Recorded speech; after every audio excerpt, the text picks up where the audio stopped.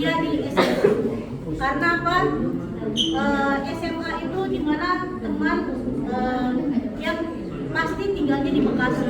Kalau kalian sudah kuliah jauh di sana, kalian pasti akan pengen, kayaknya rasanya pengen SMA lagi deh. Karena apa? Momen di kuliah itu tidak akan dapat feel-nya. Kenapa saya bilang